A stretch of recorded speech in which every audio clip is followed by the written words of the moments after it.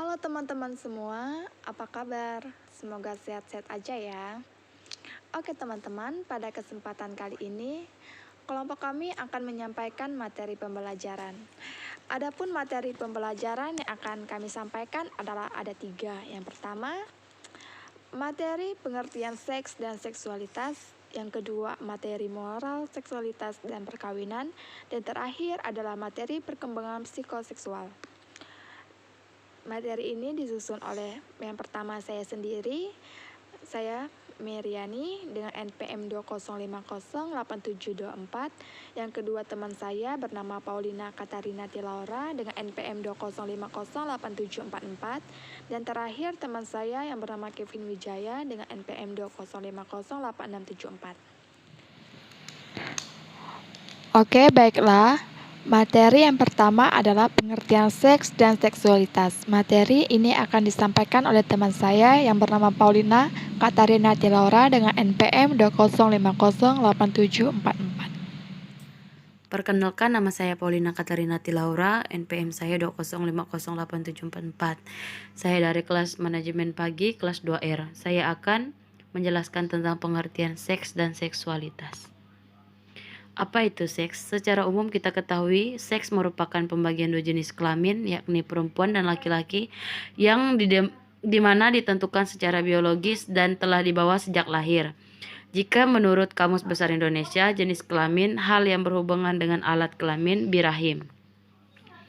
Agen stel dapat dibagi menjadi 3, yaitu jenis kelamin yang terdiri dari laki-laki maupun perempuan, alat kelamin yaitu vagina dan penis, birahim yang dimaksud dengan rasa yang muncul ketika menonton atau melihat film percintaan. Apa itu seksualitas? Seksual, aktivitas seks yang juga melibatkan organ tubuh lain, fisik maupun non-fisik. Secara umum diartikan sebagai seks terbatas dengan alat kelamin unsur biologi dari manusia dengan segala hormon dan dorongan yang kuat. Masyarakat awam berpikir tentang tubuh telanjang, tarian erotis, adegan ranjang, dan sanggama. Apa itu sanggama? Sanggama adalah tindakan seksual yang dilakukan oleh manusia dengan menyentuh kelamin dengan kelamin pasangannya. Pendapat lainnya, Fader dan Hengel. Seksualitas sebagai keseluruhan energi untuk menjadi hidup dan membangun hidup. Rolheiser, energi dalam diri kita yang diberikan oleh Tuhan, yang dimana energi ini sudah kuat dan suci, yang dialami oleh seluruh tubuh kita. James Nelson, seksualitas sebagai keberadaan kita di dunia ini sebagai pribadi laki-laki dan perempuan. Secara umum, merupakan energi yang membuat kita menjadi manusia secara utuh, dan bagaimana kita membangun relasi dengan orang lain, Tuhan sendiri, dan alam semesta. Seksualitas dapat dilihat dari 3 bagian, yaitu ibu yang rela berkorban bagi anaknya yang sedang menyusui, seorang perawat yang penuh kasih sayang menyuapi pasien yang sedang sakit keras, pada seorang imam yang dapat dengan baik mendengarkan keluhan umatnya sehingga umatnya disegarkan dan dihidupkan. Oke, baiklah. Perkenalkan, nama saya Meriani, NPM saya 20508724. Di sini saya akan melanjutkan presentasi dari teman saya. Materi yang akan saya sampaikan adalah moral seksualitas dan perkawinan. Pertama, saya akan menjelaskan seksualitas. Apa seksualitas? Seksualitas adalah bagaimana seseorang merasa tentang diri mereka dan bagaimana mereka mengkomunikasikan perasaan tersebut kepada orang lain melalui tindakan yang dilakukannya, seperti sentuhan, pelukan, ataupun perilaku yang lebih halus, seperti misalnya isyarat gerakan tubuh, cara berpakaian, pengalaman, nilai fantasi, yang termasuk di dalam pikiran emosi seseorang atau individu. Berbicara tentang seksualitas, di sini seksualitas menyangkut berbagai dimensi yang sangat luas, yaitu dimensi biologis, sosial, psikologis, dan kultur. Yang pertama, seksualitas dilihat dari dimensi biologis. Dilihat dari dimensi biologis, Seksualitas berkaitan dengan organ reproduksi dan alat kelamin, termasuk bagaimana menjaga kesehatan dan memfungsikan secara optimal organ reproduksi dan dorongan seksual. Selanjutnya, seksualitas dilihat dari dimensi psikologis. Di sini ialah seksualitas berkaitan erat dengan bagaimana menjalankan fungsi sebagai makhluk seksual, identitas peran atau jenis, serta bagaimana dinamika aspek-aspek psikologis atau kognisi, emosi, motivasi, perilaku terhadap seksualitas itu sendiri. Sedangkan seksualitas dilihat dari dimensi sosial, seksualitas itu bagaimana muncul dalam hubungan antar manusia, bagaimana pengaruh lingkungan dalam membentuk pandangan tentang seksualitas yang akhirnya membentuk perilaku seksual. Selanjutnya, seksualitas dilihat dari dimensi kultur. Di sini ialah bagaimana perilaku seks menjadi bagian dari budaya yang ada di dalam masyarakat. Selanjutnya adalah pandangan Gereja Katolik terhadap moralitas seksualitas.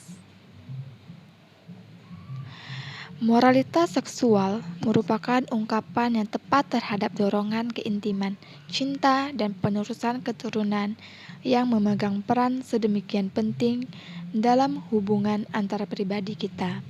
Gereja mengakui bahwa seksualitas merupakan anugerah Allah yang baik, yang diberikan kepada nenek moyang kita. Pertama, untuk cinta timbal balik mereka dan untuk mendatangkan kehidupan baru di dunia. Pandangan ini berakar dari kitab suci, yaitu dalam Kejadian bab 1 ayat 28.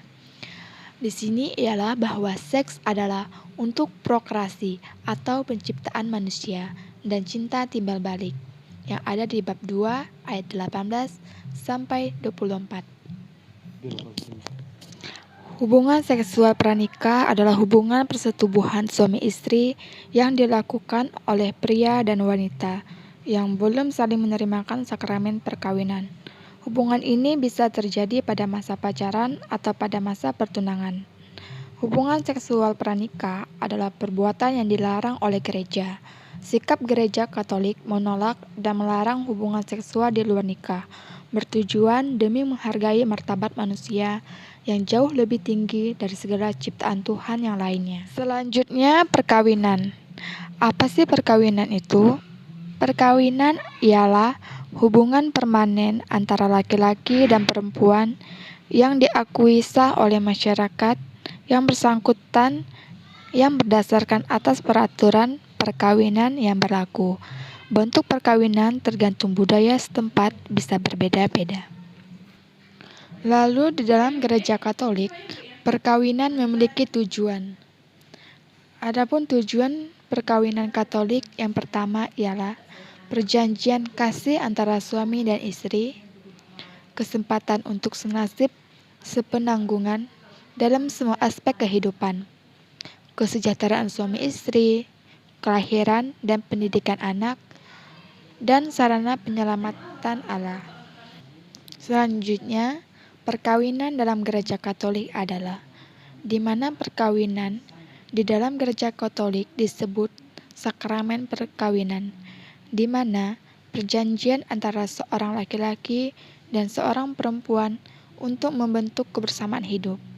Perkawinan juga berarti persekutuan hidup antara seorang pria dan seorang wanita yang terjadi karena persetujuan pribadi yang tak dapat ditarik kembali dan harus diarahkan kepada saling mencintai sebagai suami istri dan kepada pembangunan keluarga, dan oleh karenanya menuntut kesetiaan yang sempurna dan tidak mungkin lagi dibatalkan oleh siapapun kecuali oleh kematian.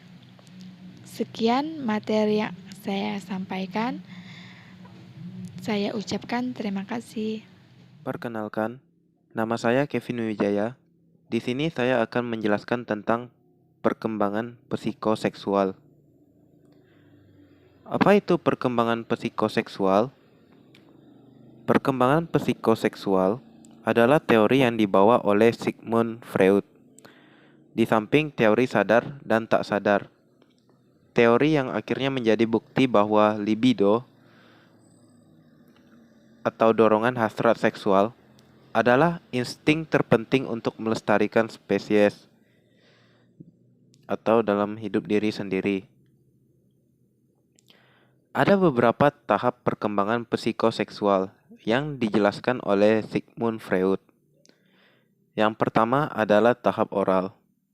Dalam tahap pertama, yang dimulai sejak anak dilahirkan hingga sekitar usia 1 tahun, anak pada usia ini berfokus pada mulut untuk mendapatkan rasa nikmat. Freud menyebutnya sebagai kenikmatan seksual. Ketika anak memasukkan benda ke dalam mulut, maka seluruh organ oral terlibat dalam mewujudkan rasa nikmat yang menjalar ke seluruh tubuh anak. Ia merasakan kenyamanan. Yang kedua, tahap anal.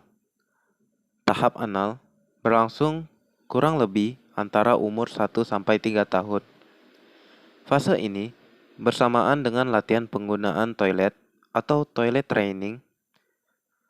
Latihan ini secara lebih luas bisa diartikan latihan untuk mengendalikan pengeluaran dari kandung kemih dan isi perut. Pada fase ini, orientasi kenikmatan berada pada area anal. Mengeluarkan fesis dari anus adalah hal yang membanggakan. Anak merasakan sedang berproduksi, menghasilkan sesuatu dari dalam dirinya.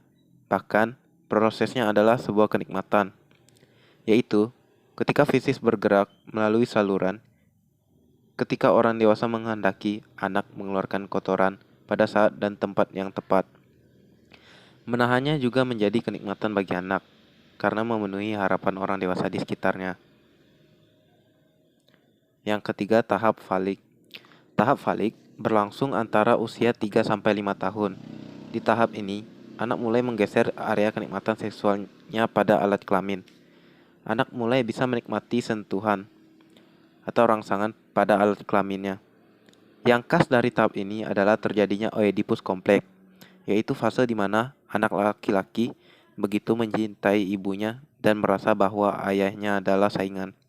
Pada tahap ini pula, Freud menjelaskan konsepnya tentang penis infai, yaitu rasa iri anak perempuan atas kepemilikan penis anak laki-laki. Memang terdengar sarkastik dalam menggambarkan dominasi laki-laki secara kultural atau kepemimpinan laki-laki secara historis.